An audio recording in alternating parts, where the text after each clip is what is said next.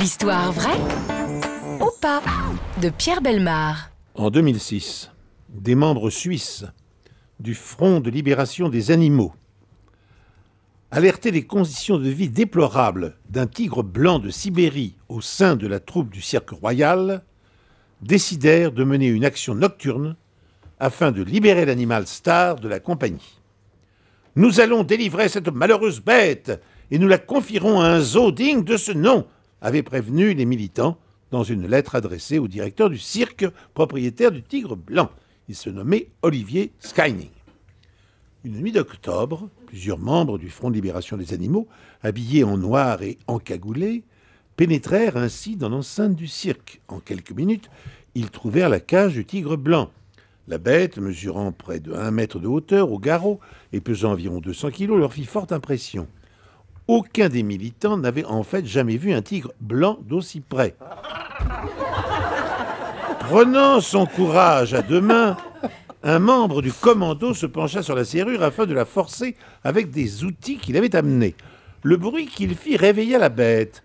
Elle se mit à donner des coups de patte à travers les barreaux de la cage, loupant à chaque fois ces étranges visiteurs du soir. Les militants n'avaient pas prévu que le tigre blanc pourrait montrer une résistance. Ils n'avaient emmené ni sédatifs ni appât alléchant pour capturer l'animal vedette du cirque. Craignant pour leur vie, le commando animalier changea son fusil d'épaule.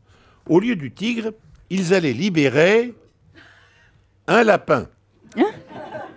Le pire, s'est lamenté le directeur du cirque, c'est que le lapin ne faisait nullement partie de la ménagerie. C'était l'animal de compagnie de la fille de notre clown. Les militants venaient donc de libérer le seul animal du cirque qui n'était pas exploité. Personne n'y croit ici autour de la table.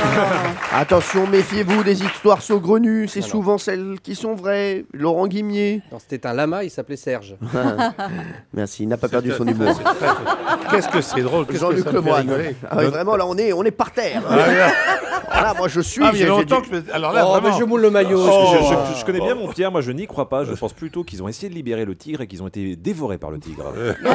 Valérie Benaïm. Non, j'y crois pas, c'est trop ubuesque. Non, j'y crois pas. C'est ubuesque. Elle utilise les mots contre triple. Mais c'est ubuesque, non mais où ça va?